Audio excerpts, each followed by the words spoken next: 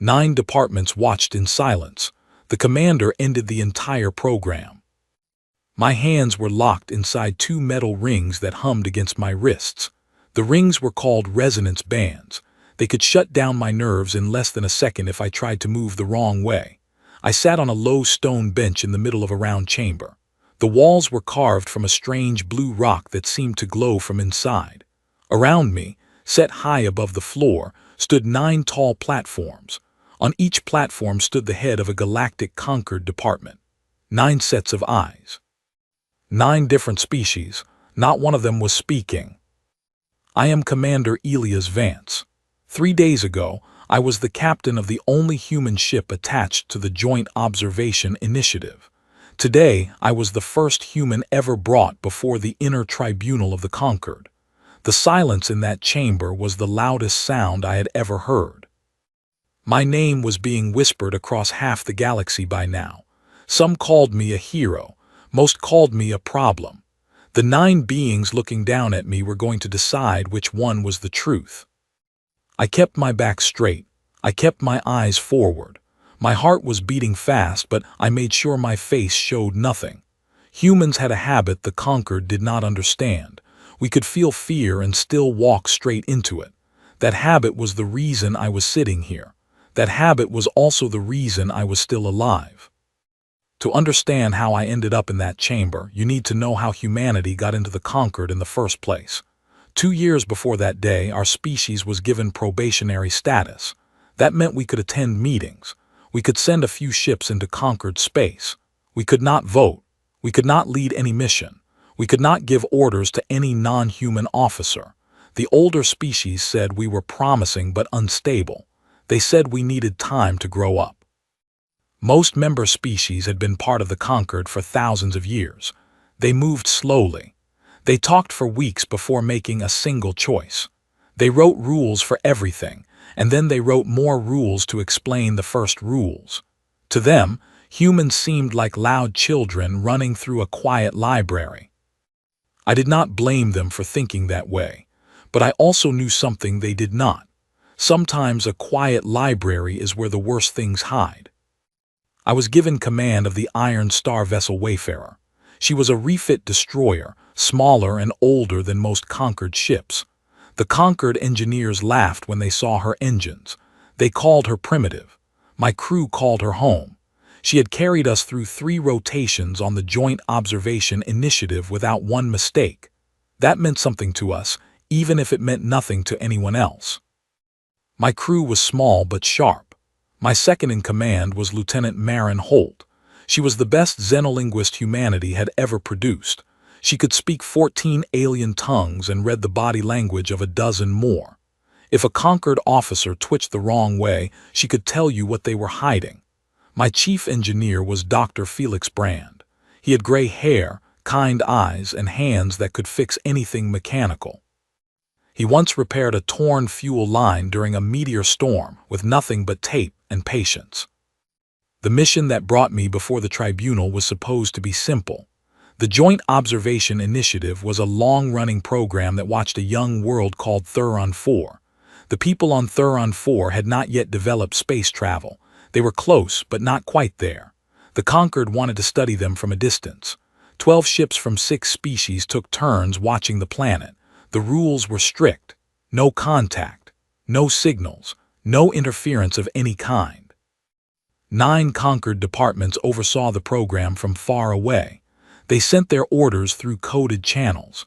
They never spoke to us face to face. For 2 years, my crew and I had followed every rule. We had watched. We had listened. We had filed our reports. We had done nothing more than what was asked of us. Then the message came in.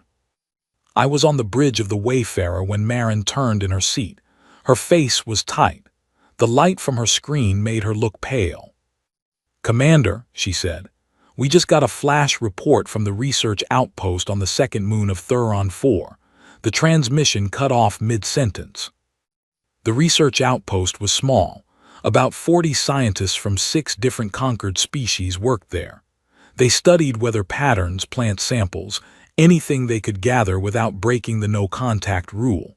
The outpost was always quiet. A cut-off message was not normal. "Reopen the channel," I said. "I have tried, sir. There is no answer, but I can read their life support data. Heat signatures inside the outpost are dropping. Some of them are dropping fast." I stood up. Felix came onto the bridge a moment later. He had felt the change in the ship before anyone told him. That was how he was. "What is the standard protocol?" I asked. Marin did not need to look it up. She knew every Concord rule by memory. "Standard protocol says we wait, sir. The assigned response team is a Keleth cruiser. They are 8 days away. We are not to break observation post until they arrive." 8 days, I looked at the screen. The heat signatures on that outpost belonged to people. 40 scientists, people with names, people with families, people who had been alive an hour ago and might not be alive an hour from now. I felt that thing humans feel sometimes. That tight pull in the chest that has no name. The Conquered did not have a word for it. They did not trust it. They called it instinct, and they thought instinct was a flaw, like a crack in clean glass. I trusted it. "Felix," I said, "how fast can you push the engines?" He blinked once. Then he smiled the smile of a man who had been waiting for this question his entire life. "I can have us at that moon in 6 hours, Commander. Maybe 5 if you do not mind a little smoke." "I do not mind smoke." Marin turned to me. Her voice was quiet, but I heard every word. "Sir, if we break observation post without permission, we are violating Concord protocol. Humanity's probationary status could be ended. They could expel us from the Concord. They could take your command." I looked at her. She was not arguing. She was warning. There was a difference, and I respected her for knowing it. "Marin," I said, "how many of those 40 scientists do you think will be alive in 8 days?" She did not answer. "That is what I thought," I said. "Helm set course for the second moon of Thuron 4, full burn now." The Wayfarer turned. Her engines roared. The stars on the view screen stretched into long white lines as we jumped toward danger. For the next 5 hours the bridge was almost silent. Felix went down to the engine room and stayed there. He did not trust anyone else with the ship at full burn.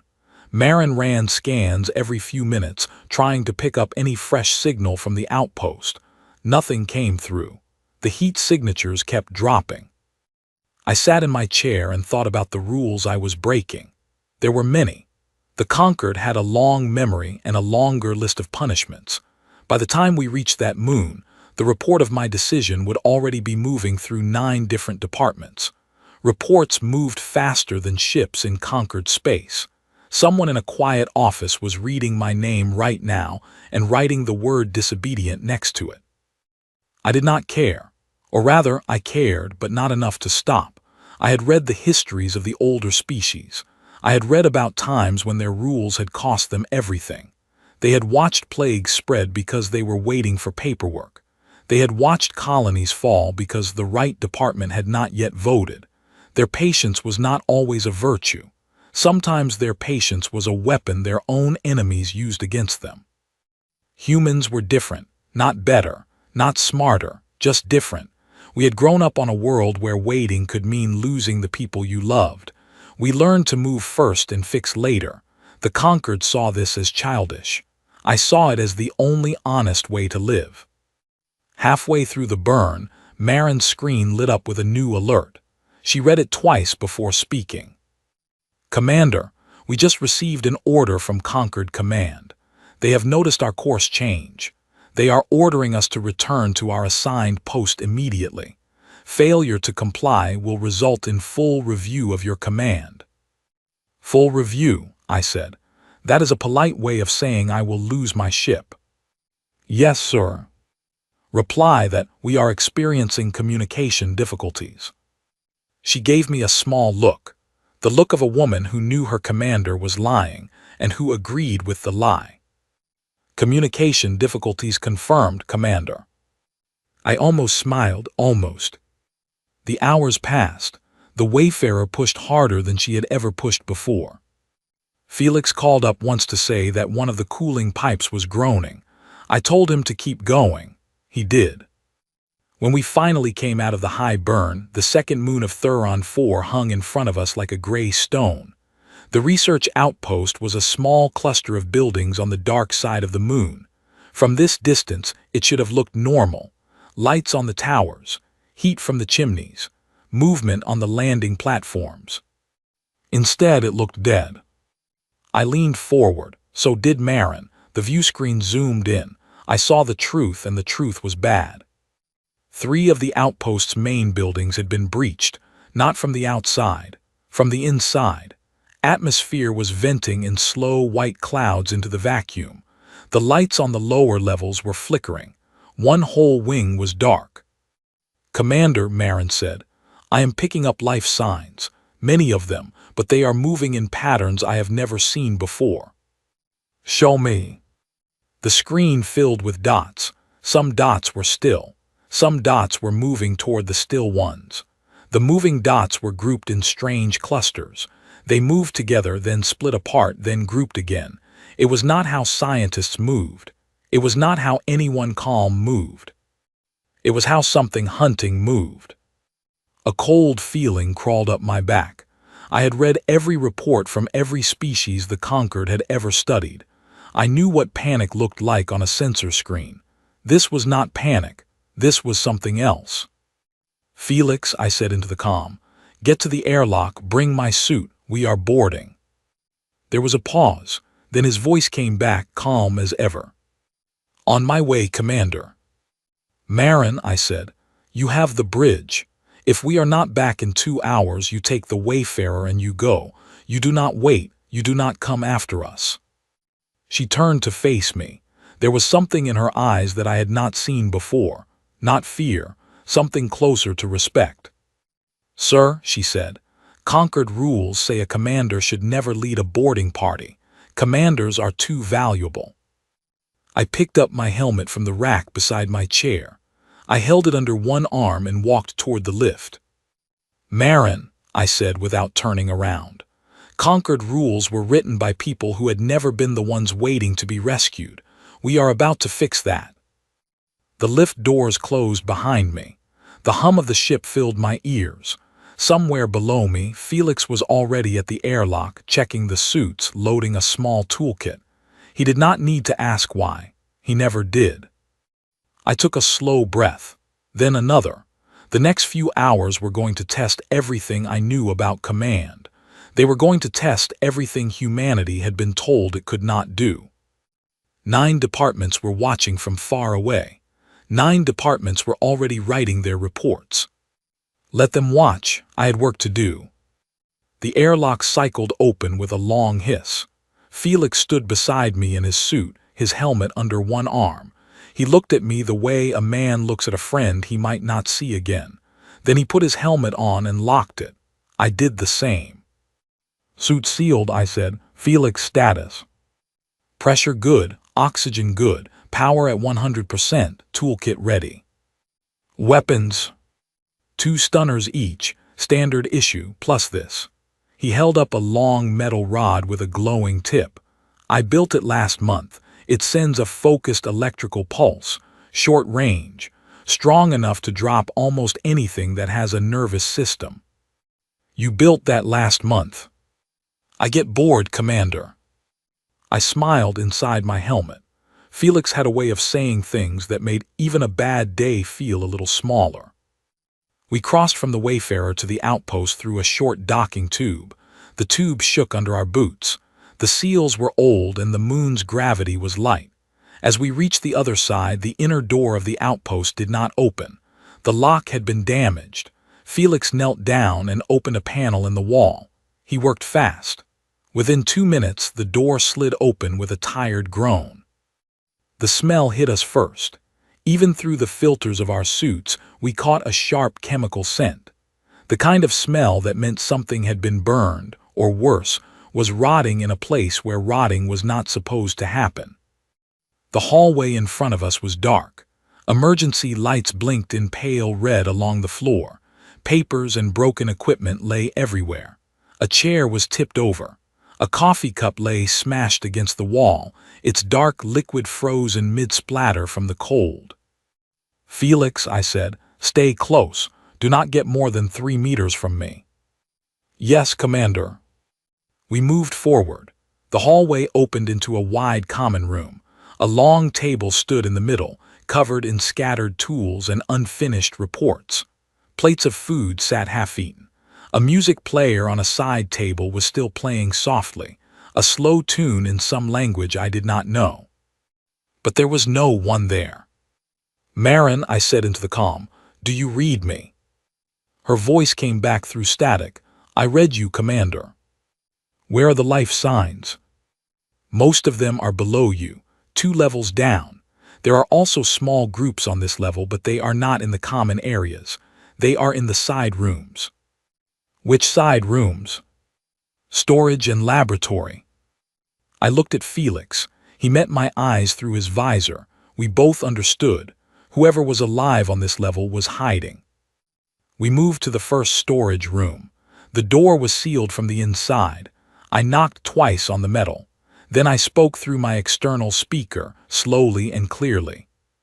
"This is Commander Elias Vance of the Iron Star vessel Wayfarer. We are a Concord rescue team. If anyone is inside, please respond."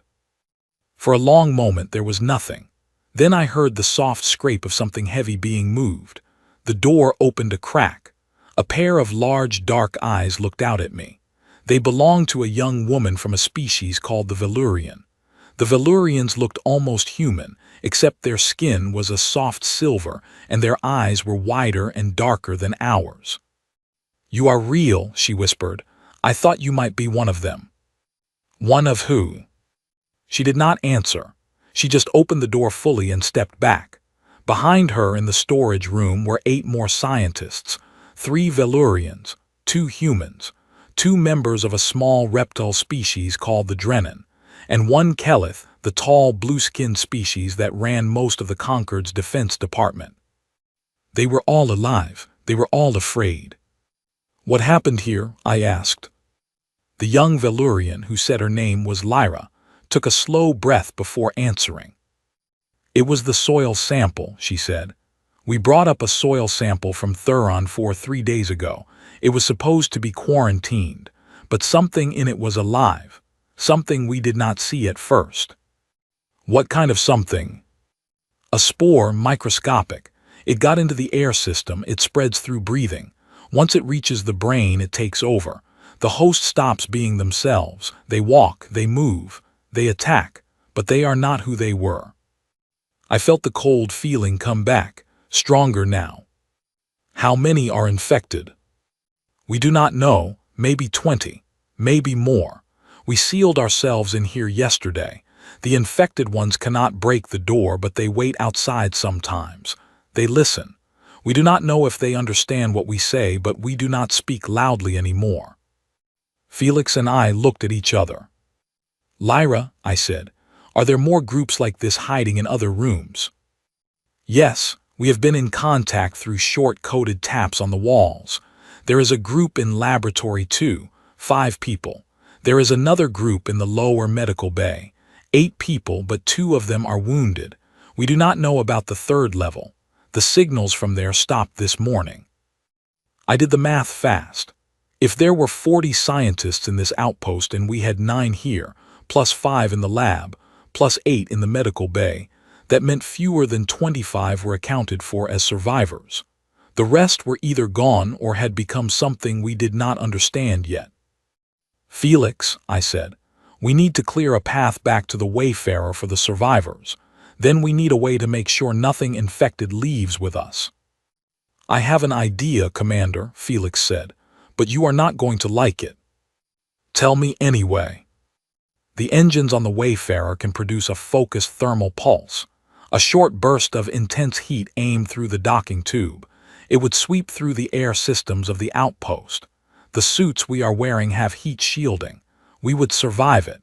So would anyone in a sealed suit. But the spores in the air, and anyone whose body is being driven by those spores would not." I felt the weight of his words land on me. You are saying we use the heat pulse while we are still inside?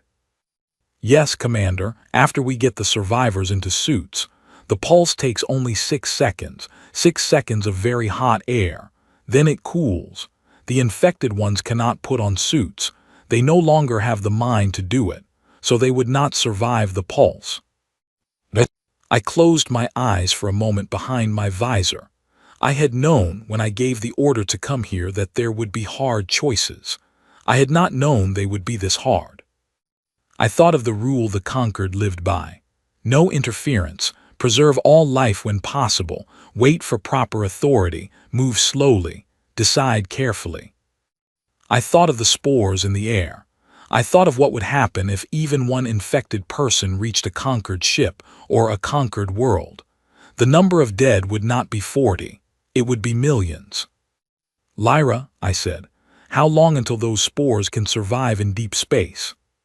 She blinked. Until what? Until they evolve, until they spread by latching onto a hull, until they reach a populated world. She thought for a moment. At their current rate of mutation, perhaps 2 weeks, maybe less. 2 weeks. The Keleth cruiser was 8 days away. By the time they arrived, the infection would be loose. By the time the Conquered finished its meetings about what to do, the spores would be on 3 planets. I opened my eyes. Felix, I said, get the suits ready. Lyra, tell every group to suit up. We are getting them out and then we are using the pulse. The next 40 minutes were the longest of my life. Felix and I moved through the dim hallways, gathering the survivors. Some of them could walk. Some had to be carried. The 2 wounded scientists in the medical bay could barely move, but we got them into emergency suits and dragged them along the floor when we had to. We saw the infected ones twice, once in a side hallway and once near the main lift. They moved in groups of 3 or 4. They did not run. They walked in a slow, steady way. Their eyes were empty. Their skin had a strange gray color. They turned toward us when they saw us, but they did not shout or charge. They just began walking faster. Felix used his electrical rod twice. Each time the focused pulse dropped them. He did it quickly and quietly without any anger. A man doing his job. I have never been more grateful for anyone in my life. We got 26 survivors back through the docking tube and into the Wayfarer's medical bay. Marin had already prepared every suit in the ship, every cot, every medical supply. She had not waited for orders. She had just known. The 3rd level remained silent.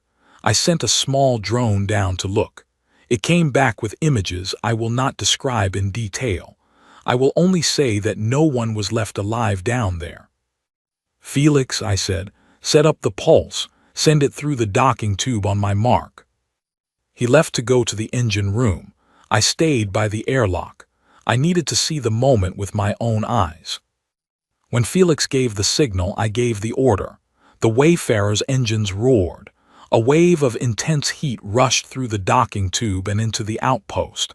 The view screen showed the infected life signs.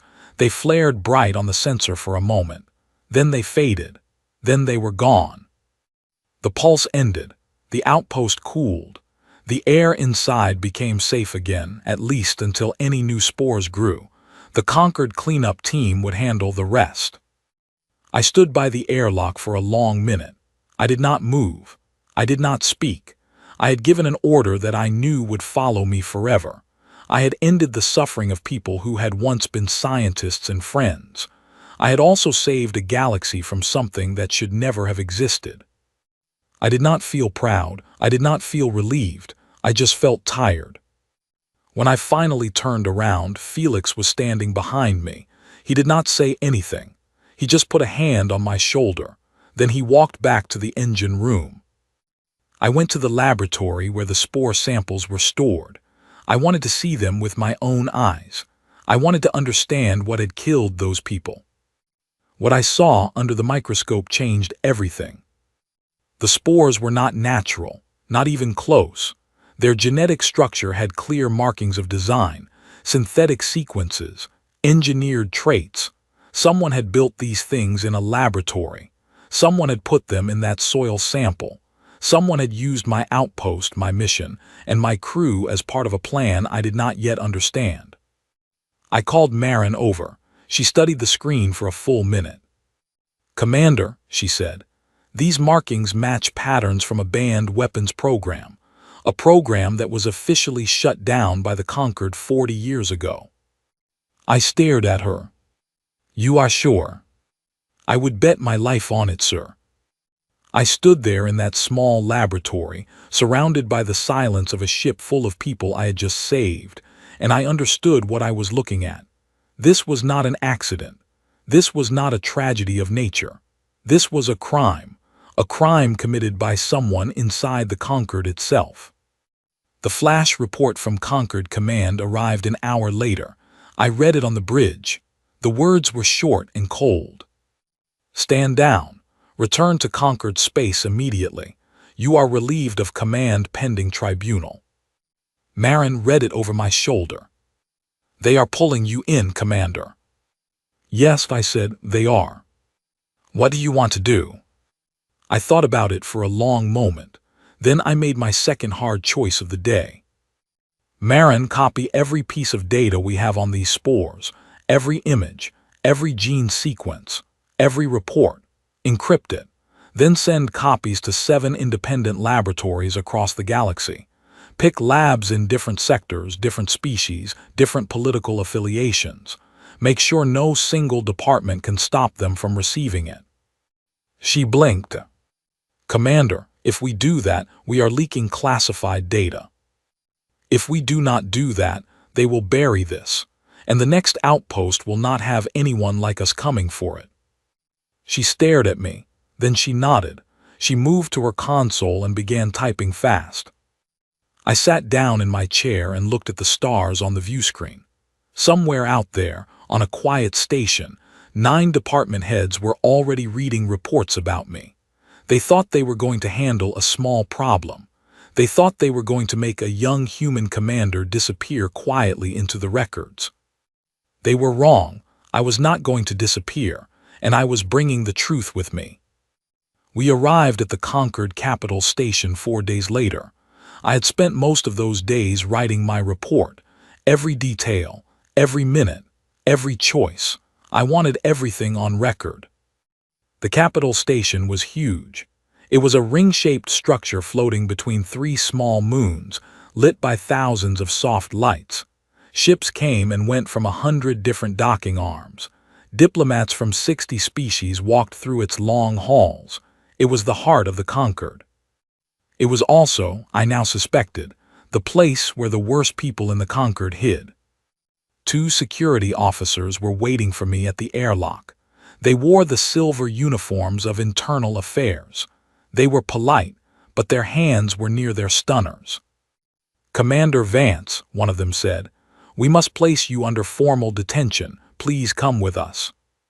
"What about my crew?" "They will be questioned separately. They are not under arrest at this time." "What about my ship?" "The Wayfarer is being impounded for inspection." I expected all of this. I gave Marin one last look. She gave me a small nod. Felix stood behind her with his arms crossed. He did not look afraid. He looked angry in a quiet way that only Felix could pull off. I went with the officers without a word. They took me to a small holding room. It was clean and warm. There was a bed, a chair, a basin of water, and a small window that looked out at the stars. I had been in worse places. I had also been in better ones. I sat on the chair and waited. 3 hours later, the door opened. A small Drennan officer stepped inside. The Drennan were a reptile species. They were short and thin, with smooth scales and bright orange eyes. This one wore the dark blue robe of a tribunal aide. "Commander Vance," he said, "I am Aide Veshik. I have been assigned to assist you during the proceedings." "Assist me." The tribunal believes every defendant should have help understanding the process, even if the outcome is not in doubt. "That is a strange thing to say, Aide. The outcome is already decided." He hesitated, then he gave me a small, sad look. Commander, you should know what is coming. 9 departments will speak against you. Their charges have already been written. The media outlets across conquered space have already received briefings. Your face has been on every major news feed for 2 days. You have been called many things. Most of them are not kind. What are they saying?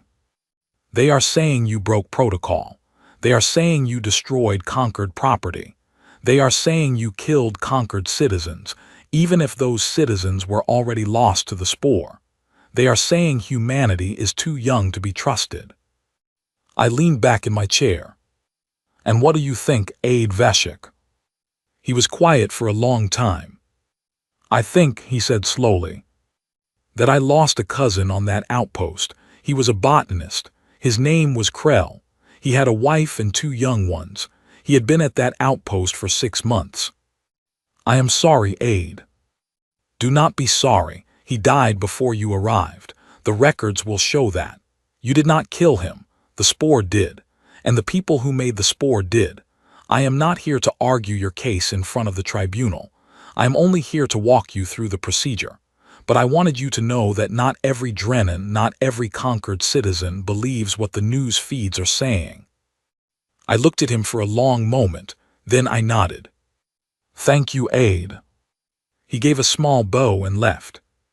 The next morning, I was taken to the tribunal chamber. That is where this story began.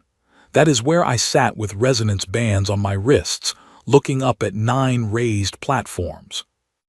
The speaker of the tribunal opened the proceedings. The speaker was a tall, thin being from a species called the Olari. The Olari had pale yellow skin and long fingers.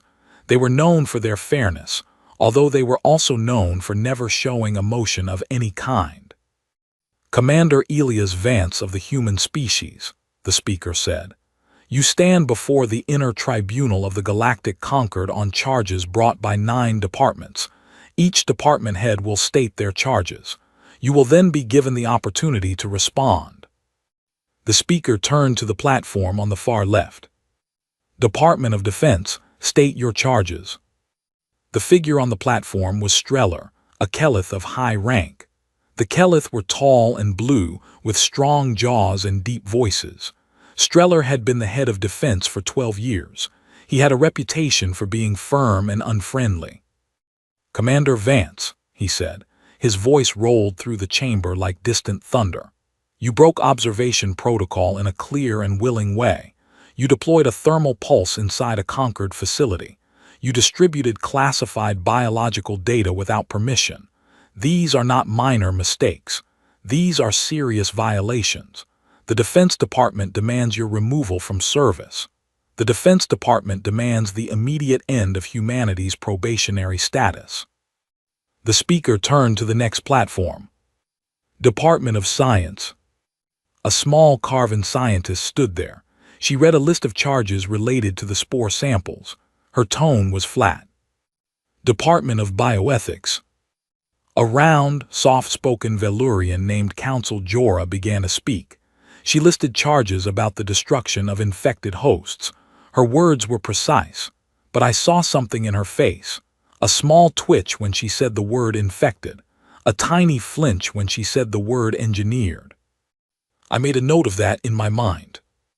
The platforms went on. Diplomacy, trade, intelligence, internal affairs, judicial, the speaker's office. Each department head spoke. Each one added their charges to the pile. The list against me grew longer. The chamber filled with the steady weight of accusation. When all 9 had spoken, the speaker turned back to me. Commander Vance, she said, you may now respond to the charges. You may not question the department heads. You may only state your account. I stood up. The resonance bands hummed louder for a moment, then settled. I looked up at each of the 9 platforms. I saw 9 faces looking down at me. Some were stern. Some were tired. Some were nervous, although they tried to hide it. I began to speak, not loudly, not angrily, just clearly. I described the silent outpost. I described the dropping heat signatures. I described the moment I knew that waiting 8 days would mean watching 40 people die. I described the docking, the rescue, the infected, the pulse, the samples in the laboratory. I told them everything they had read in my report, but I told it in my own voice with my own words. I made sure every detail was on the record. Then I came to the part they had not expected. During my analysis of the spore samples, I said, my crew and I found something I must bring to this tribunal's attention. The spores were not a natural mutation. Their genetic structure shows clear markers of laboratory design, synthetic sequences, engineered traits. These markings match patterns from a conquered weapons program that was officially shut down 40 years ago. The chamber went still. I let the silence stretch. I watched the 9 faces above me. Streller's face did not change, but his hand on the railing tightened. Counsel Jorah's eyes dropped to the floor of her platform. The head of Internal Affairs leaned forward sharply. The speaker raised one long pale hand. Commander Vance, that is a serious accusation. It is more than an accusation, Speaker, I said. It is a fact, and it is a fact that 7 independent laboratories across conquered space are now confirming. 3 of them have already published preliminary findings. The data is no longer hidden. It is public. This tribunal will be the last in the galaxy to read it. The chamber broke into noise. Department heads turned to each other. Aides whispered into ears. Streller stood up from his platform.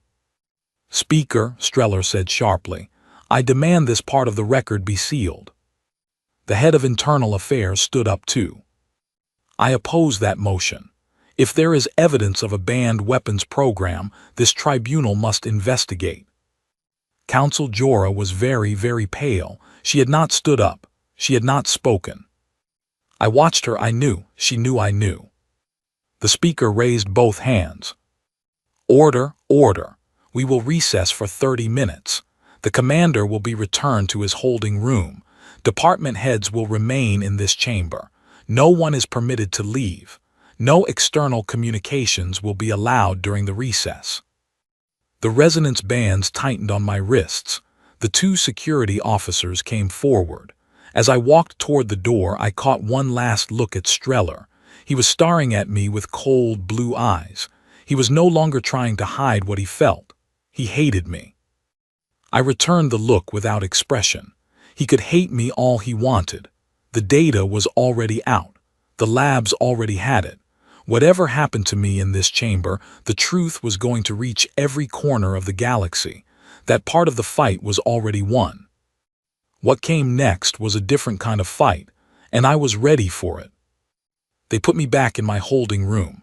The door locked behind me. I sat on the bed and waited. 20 minutes into the recess, the door opened. It was not a security officer. It was Marin. She wore her dress uniform. She carried a small data pad. Her face was tight. You have 10 minutes, the guard said from the door. Then he stepped outside and closed it. Marin came close and lowered her voice. Commander, the data has been confirmed. All 7 labs have responded. 3 have published. 2 more are publishing within the hour. The synthetic sequences in the spores are a match for a banned program known as Project Hollow Root. The program was officially shut down 40 years ago by Conquered Vote. The lead researchers at the time were a small team of 7 scientists. Do we have names? We do, sir. And 3 of those names are people who currently sit in that tribunal chamber under different titles. I sat very still. Tell me. She looked at her pad. 1. Counsel Jorah, current head of bioethics. 40 years ago, she was the lead biological designer on Project Hollow Root. She changed her family name after the program was shut down. I thought of the small twitch in Counsel Jorah's face when she had said the word engineered. It made sense now. 2. Marin continued. Aide Bellies, senior advisor to the Department of Defense. He is in the chamber today as Streller's right hand. 40 years ago, he was the project's chief security coordinator. 3. Marin paused, then she said the name. Streller himself, current head of defense.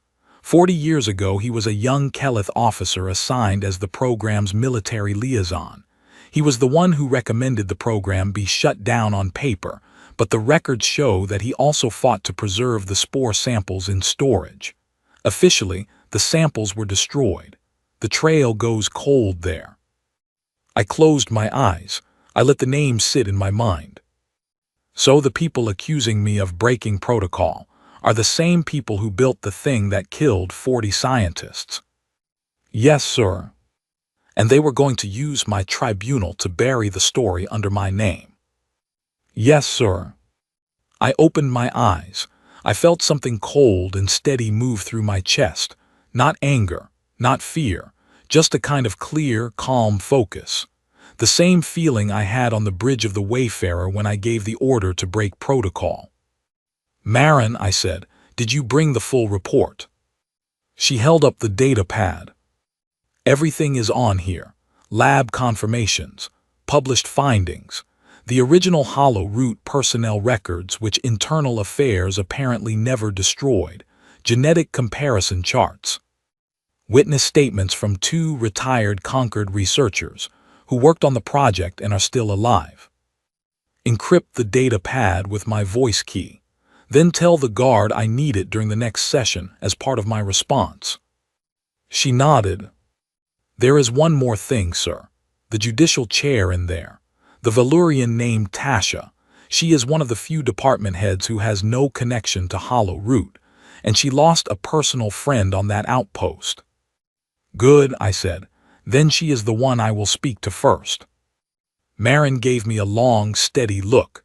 There was no fear in her eyes anymore, only something close to pride. Sir, she said, whatever happens in there, whatever they decide, the crew is with you. The Wayfarer is with you. Felix says he has prepared the ship for any kind of outcome. Tell Felix I said thank you. She nodded once, then she turned and left. I sat alone for the rest of the recess. I did not pace. I did not worry. I just thought about what I was going to say. I thought about every word, every pause, every breath. When the guard finally came to bring me back to the chamber, I was ready. I walked into the tribunal chamber for the second time that day. The 9 platforms were filled again. The speaker was already in her place. The chamber was very quiet. The recess had not gone well for some of them. I could see it in their faces. Counsel Jorah looked smaller than before. Streller looked harder. Internal Affairs looked sharper, more awake. The speaker raised her hand. Commander Vance, the tribunal will now allow your final response before the vote on the charges. Speak clearly. Speak with respect to this body. Begin. I stood, the resonance bands hummed. I began. Speaker, honorable department heads, I came to this chamber today to face the charges against me. I have heard those charges. I do not contest the basic facts. I broke observation protocol. I deployed a thermal pulse inside a Concord facility. I sent classified data to 7 independent laboratories. All of these things are true. I will not pretend otherwise. I paused. But I want this tribunal to consider one question. Why was that data classified? Why was a 40-year-old weapons program still hidden?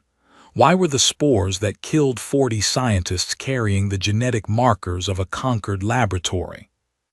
A whisper moved through the chamber. The speaker raised her hand for quiet, but the whispers did not fully stop. I have here, I said, lifting my data pad, the published findings of 3 independent laboratories. I have the confirmations from 4 more. I have the original Hollow Root program records. I have witness statements from retired researchers, and I have the personnel files of the original Hollow Root team. I let the pad's contents project onto the chamber's central display.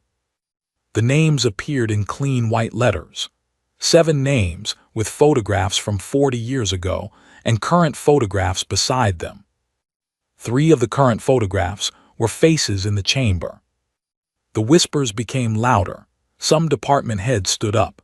Others stayed seated, staring at the display. Streller's blue face had gone a strange shade of gray-blue. Counsel Jorah had put both her hands over her mouth. Aide Bellies, who had been standing quietly behind Streller, took one step backward, then another. The chamber's security officers, who had been positioned near the doors, blocked his path. The speaker tried to call for order. The chamber will come to order. The chamber will come to order. The chamber did not come to order. Tasha, the judicial chair, stood up from her platform. Her green Velurian face was firm and sharp. "Speaker," she said in a strong voice, "I formally invoke Article 16 of the Concord Charter. I demand an immediate emergency audit of the 9 departments. I demand external oversight, the suspension of the Joint Observation Initiative, and a sealed criminal investigation into the matter of Project Hollow Root and its possible reactivation." The chamber went silent. Article 16 was a part of the Concord Charter that almost no one had used in 200 years. It was the part that allowed any department head to halt all current proceedings if there was credible evidence of corruption inside the tribunal itself. It was almost never used because it was almost never needed. Today, it was needed.